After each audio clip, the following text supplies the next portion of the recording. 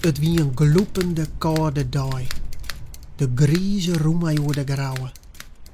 Kwam het net van het waar, dan wie het wel van wat hem efter die doren afspelen had.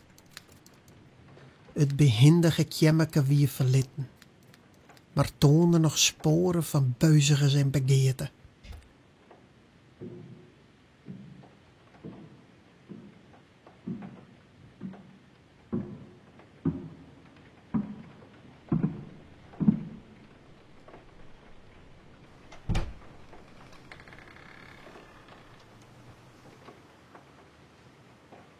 Een glas die je net onrekken op het dressoir.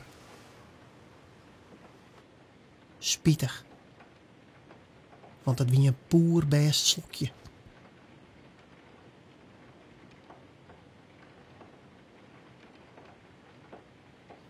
En ek een sigaar, maar smoke zuinend naar zijn eigener die het al lang uit nooit wie.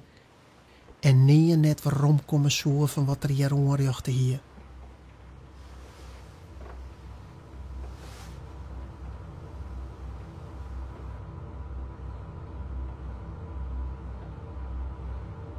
Het bed wie beslipt. Een stille tjoere van wat nachtelijke rituelen die erop plak van hebben.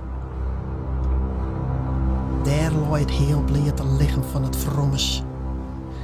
Eeuwig spietig. Verjild en mannelijke onstrijd ontziet en verlitten. Het lieke wel een pronkje in de halsdoek. Klammend om haar nekken, bediekte hoorsporen van wrakseling, smoegen en smoren, want al het libben uit haar waai hebben wie.